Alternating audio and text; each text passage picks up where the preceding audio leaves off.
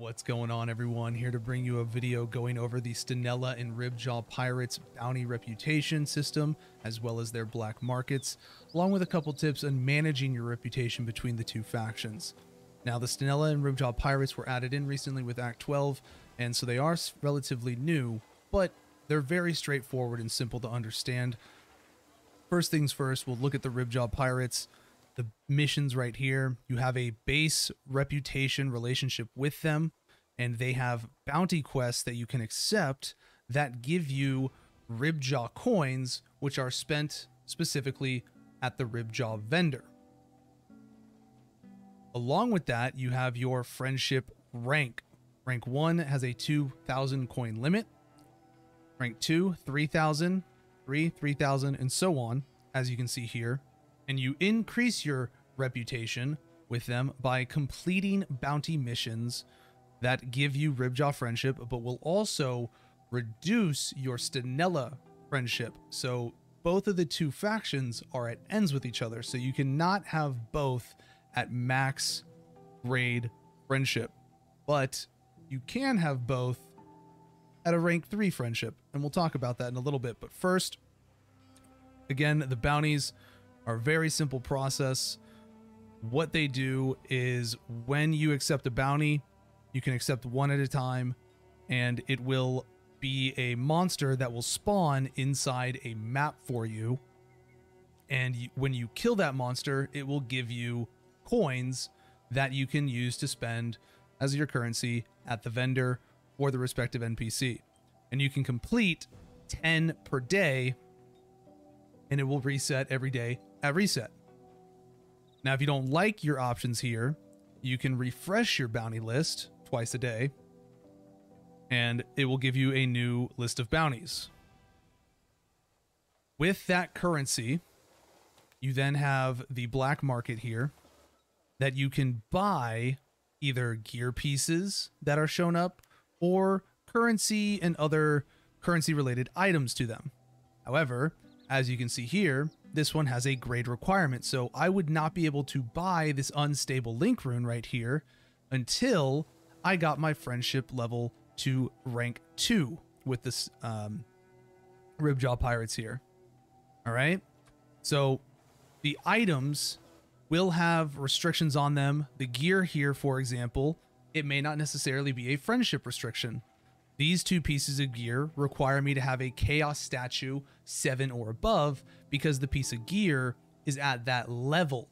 And you can get really nice things from these vendors, ranging from uniques as well as getting rare upgrade link essences and the such. And as you can see right here, we have an unstable link rune. You can get rare ones as well, maybe even legendary ones in the future. I don't know. I haven't seen one yet. But, you know, might be one of those things that requires a rank 6 friendship in order to get it. So that's something to take into consideration. Now, regarding your reputation, just so that you understand, the two factions are identical in how they function. They both have a gear tab that gives gear rewards, and it can even give authority gear, right? So like I said, you can get some pretty good stuff. And another tab that is related to crafting essences and the memory pieces. So very similar vendors. They don't differentiate very much. The vendors will reset their stock every few hours. You can see a time limit here, right here on the center of your screen. When this timer is up, these will reset into something else. And so looking at that, you can see they're very similar, and so are the bounties. They're just very simple, straightforward, you know, kill missions that will spawn mobs that you fight and kill in order to get their reward once you do so when you're doing maps. And those monsters you will also find randomly within maps as well. If you've maybe encountered some of them, if you're already in mapping, the very powerful monsters, the ones that have the green text under their name that say very powerful or powerful foe, those mobs will drop pirate coins. And there will be some other interactable excavation sites as well that will give you pirate coins also. So there are multiple ways to get pirate coins within the game. Now, in terms of managing your reputation, a nice, easy way to be able to have access to both vendors is to first pick one of the reputations here. So we're going to pick Ribjaw in this situation. and you max your reputation to rank 6 friendship. Once you get to rank 6 friendship, because you're doing it this way, you are never decreasing your Stanella friendship, because you lower the friendship of the opposing faction each time you complete a quest for them. And so your Stanella friendship is still going to be level 1. Now that your Ribjaw friendship is rank 6, you can start doing Stanella missions and offsetting the two and getting them both to sitting at rank 3. So now you would have both vendors available to you for their rewards to get rank 3 rewards. And if something pops up on the vendor that maybe requires rank 4, rank 5, you know, if it's really good, rank 5 and 6, you can then go and do bounty missions for that specific reputation and offset it and raise it. And the other one's going to go down, but you're going to be able to offset it back again to 3,000. So you're going to keep both of them in the middle, and you'll have an easier time going for that higher reputation when something good pops up on the vendor. If something pops up on the vendor that's really nice, you can use these deeds of promise. If your rank is like really low, like let's say you just raised your Stanella friendship up to rank 6, right, for something, or rank 5, and your Ribjaw is down around 1 or 2, and something pops up, there's going to be these deeds of promise that you can get.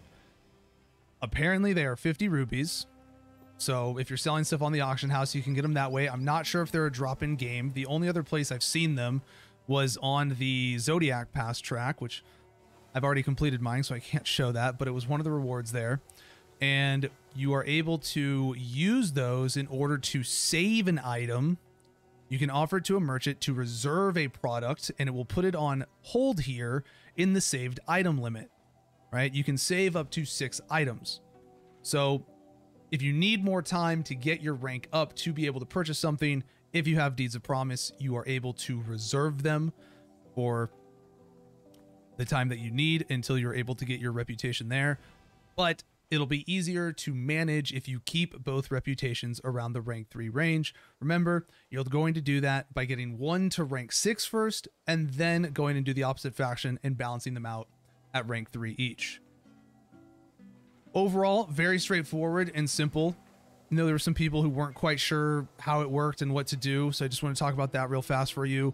You'll also notice if you go to do maps and you register it and you hit the plus sign over here, there's these emergency requests. These will also drop at some point in maps for you as well. These are just something that you can throw in here, and it will guarantee spawn an event that will generate pirate coins for you. Be it an excavation mission or an emergency request, like a specific mob, right? You have to find something. You know, this one says tracking. You got to go find a mob. There's protection. You got to protect something. Great foe. Got to kill a great foe. That's the one I'm talking about. You know, and these icons will be on the mini map when you're in a map. So right here, those specific icons that are associated to those emergency requests, that will actually show up on the mini map. So it's important to recognize them when you are in mapping, because they will happen randomly as well, just as part of the map events. So that's all for the pirate faction reputations and their vendors. I hope this helps some people understand it, and you know, gives you a little edge with getting your currency, so that you can properly balance out your reputations and get more of the goodies from the black market. As always, if you enjoy the content, be sure to drop a like and sub on the video, and we will catch you in the next one. Take care and have a good one.